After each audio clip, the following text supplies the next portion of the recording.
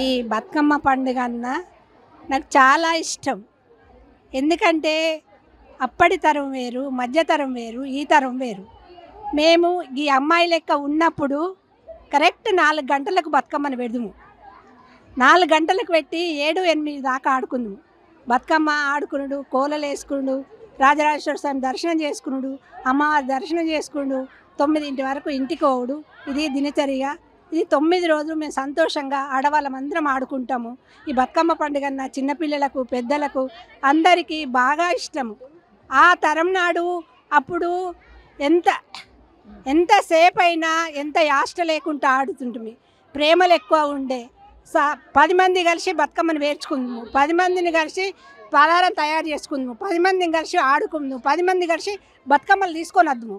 ఏమంటా టీవీలు అయినాయో, టీవీలలో సీరియల్ అయినాయో, అవి అయినస్తుంది 3 గంటలు వేయింది, 4 గంటలు వేయింది, 5 వేయింది, 6 వేయింది, 7 గంటలకు వచ్చింది.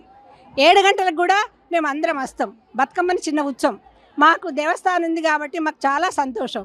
ఎన్ని రోజులైనా ఎన్ని ఏండ్లైనా కానీ మా చాతగైనంత మట్టుకు ఈ బతుకమ్మ పండుగ వస్తాము, ఆడుకుంటాము, రాజరాజేశ్వర స్వామి దర్శనం చేసుకుంటాము, అమ్మవారిని దర్శనం చేసుకుంటాము, సంతోషంగా ఉంటాము. కానీ చాలామందికి మాకు అందరికీ ఏంటంటే మాకు 2 అదృష్టాలు ఉన్నాయి. ఎందుకంటే అన్నకల్లా 9 రోజుల బతుకమ్మ పండుగ అవుతుంది. 9 రోజుల పండుగ అయితే తల్లిగారి ఇళ్ళకు పోలేరు.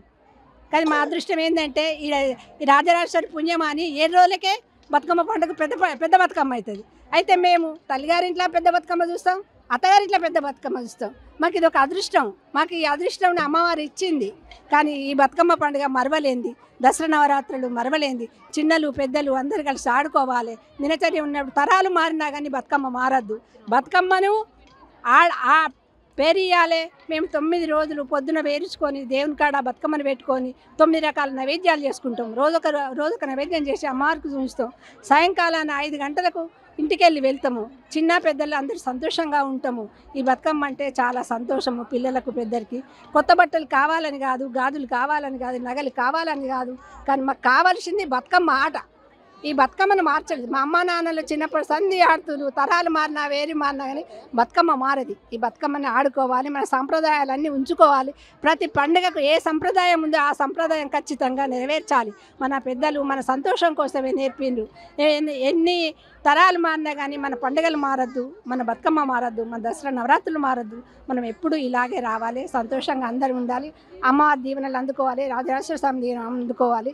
9 రోజులు నవరాత్రులు చేసుకోవాలి. అందరూ సంతోషంగా ఉండాలి.